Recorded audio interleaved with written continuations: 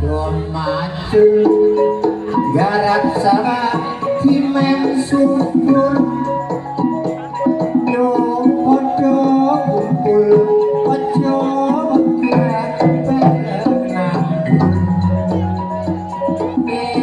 pekarangan jalan kok nang sawah yen wis panen kanggo pangan ora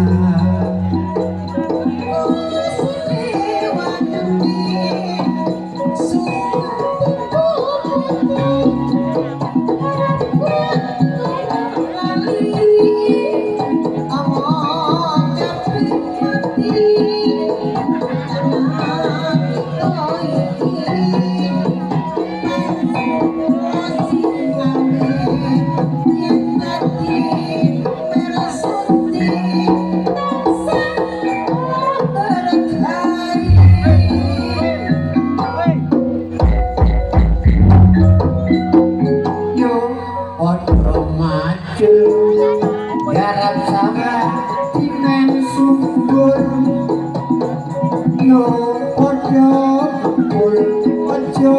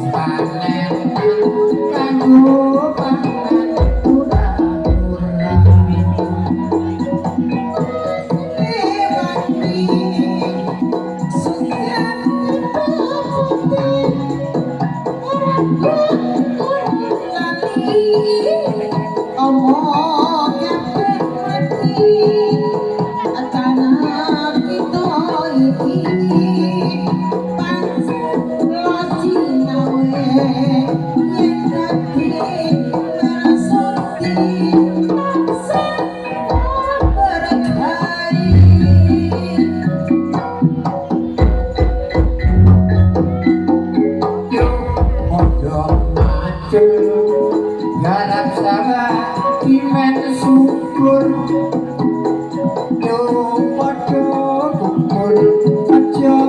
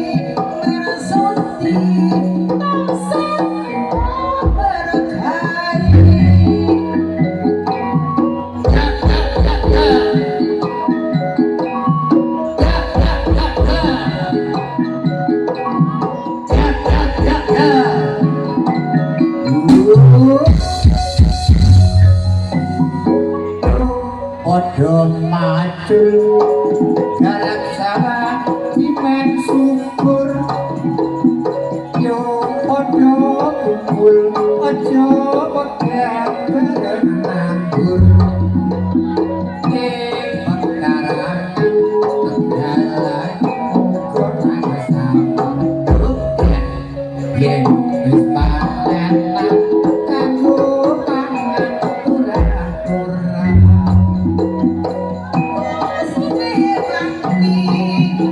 so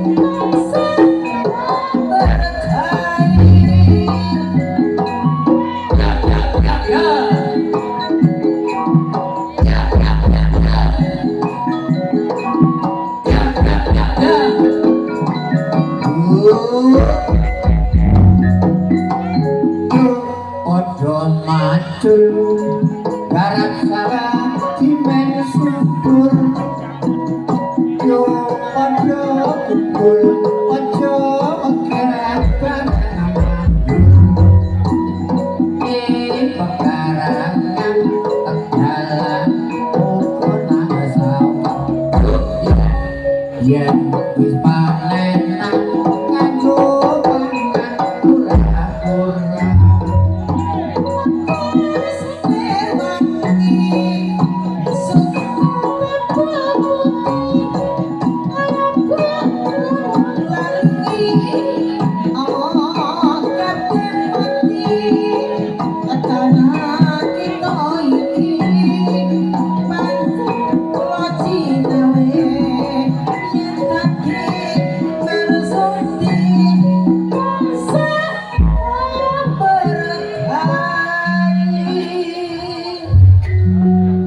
Ayo be, paman kalau cak seluk kalau soal. Sik Joko bontotane. Ya nek Tenang aman.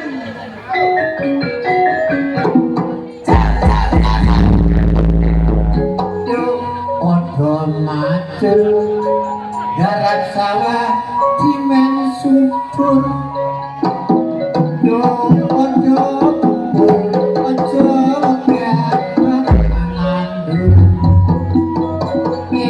pekarangan dalan ukona sawah iya yen wis panen kanggo pangan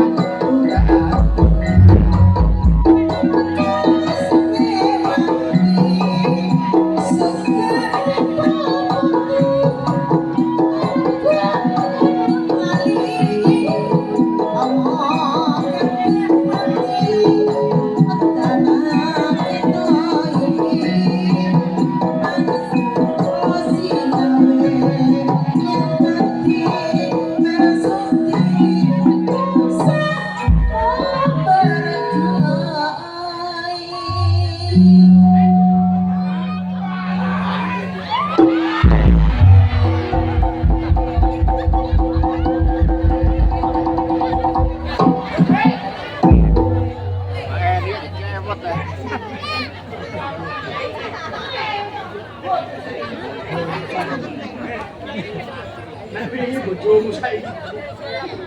Kaget aku, tak kira sampeyan iku mang bojoku ta. Lho, masa padha ditanya otong ae iki yo. Lah aku kan bisa ta, menakol aku. Barang bojo apa ilang karo. Sing salah yo kon, Dik. Salahku sing ndi? Kabeh kancane Gus, ban pedenge dadakno kontol lah. Ngrasakno. Blonjo. Wong lanang yo mesti belanjani, Dik. Sampeyan belanjane 5.000 tak kono bojoku nang. Ya anane sakmono ya pemane.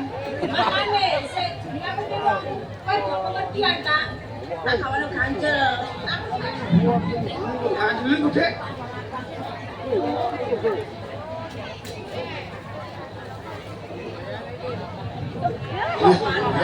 Jelas banget bunyi sampeyan. Gak apa-apa, senajan kon gak ngomong apa-apa, gak apa-apa.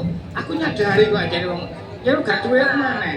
Kon gak kok kiriman tapi nggawa banyu. Banyu aku. Ya wis. Sampeyan apa lanang, Brek?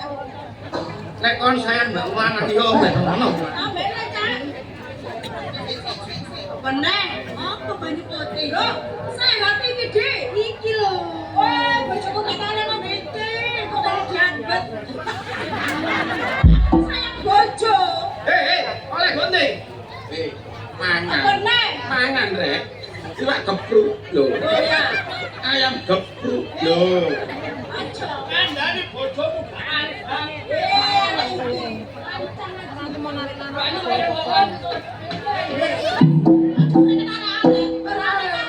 Iwak pete mangan apa ngombe? Gunung mau. bareng karo ana kawakku. Ya wis. Wes ngombe banyu putih sehat tak.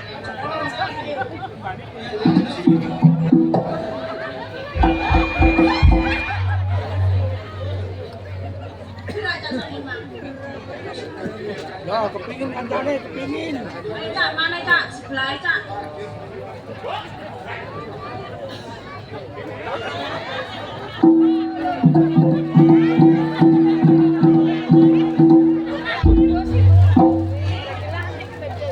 Segera Cak.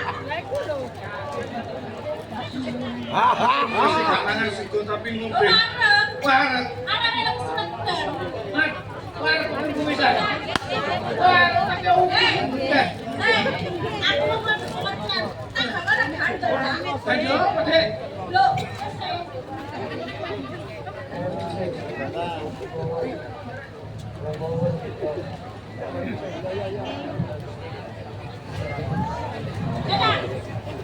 aku wedok pengertian ya. Bojoku cek sehat tak kabar gandel. Kon mang oleh gedang tekan. Loh, ya gedang sampe oleh ngono nek baru ya Cak. Tak imbu ya. Olehku ngamek gedange Andi iku ta ya. Iya. Ya wis kamu apa? Hanya aku lho Cak iki Cak. Aku kan kondek mau gedang. Iya, ini tandurane Cak Andi ndek. Iya, kan. Foto karo bojo. Ojo ngono. Gedange man. Ya gedang bojoku. Lah kon ndek. Karo. Durung ya. Sajan kesanku. Oh, Mas, iya, macam boleh. Ayo, Sinta. Aku pengertian. Tak kena.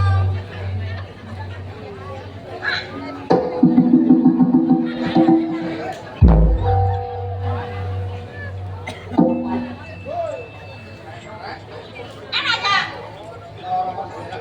Sama.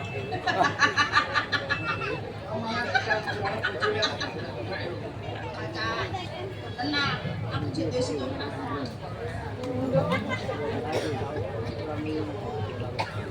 Aku senajan sayang be bojo Cak ngoloro, arek-arek tekan. Makan, sik tarik.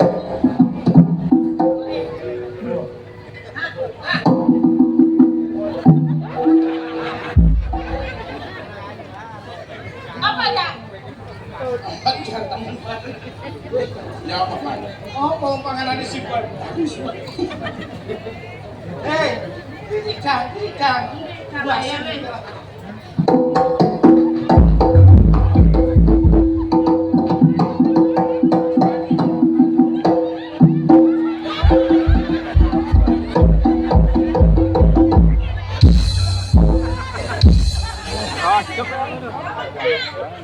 Apa tuh sama Lina?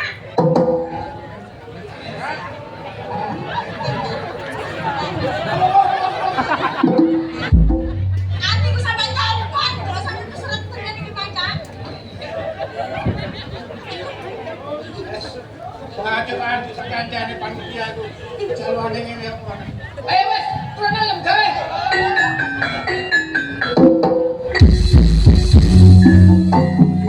Yo podo maju garap sawah dimen suikur.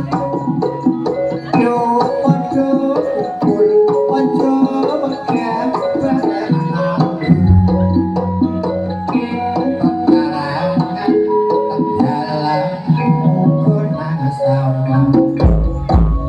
Yen wis panen kanggo pangan ora aturan. Suci manyuri, suci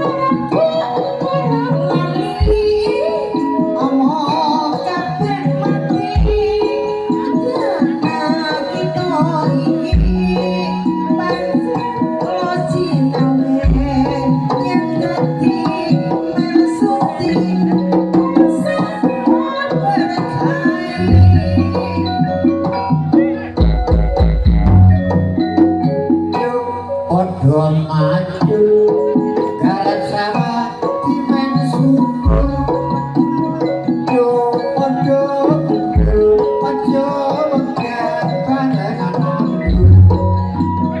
ing karangan tegalan kota sama yen wis panen kanggo pangan kurang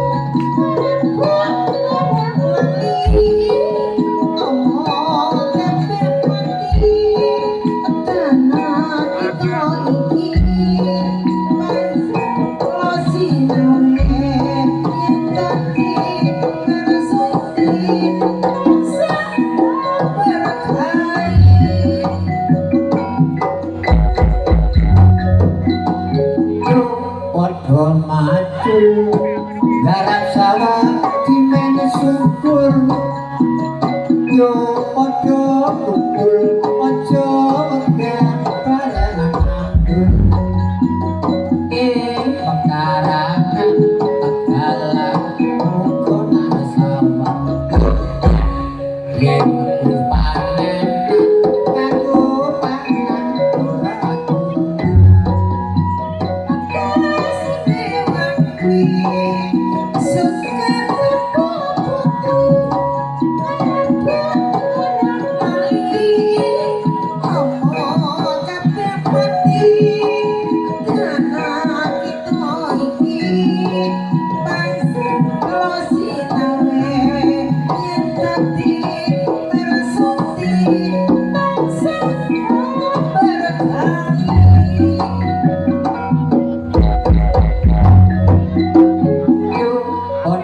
maju garap sawah dimen syukur yo padha kumpul aja wegah barengan ing pekarangan tegalan kota sama yen wis panen kanggo pangan kurang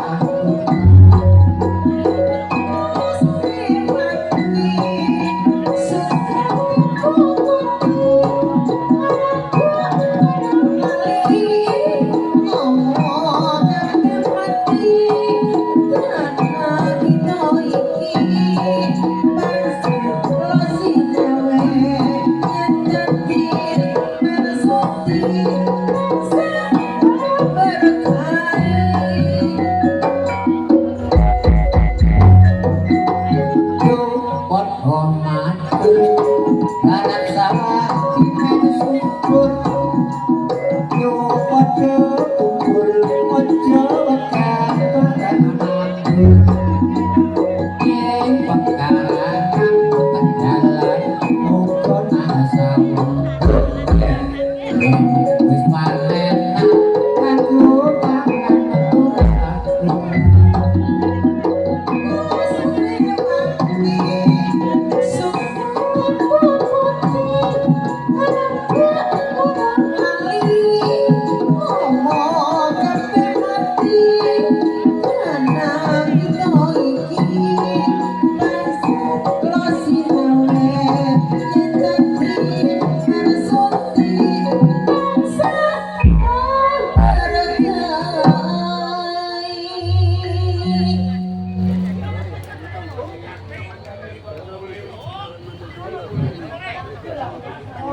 Demikian dari Anda.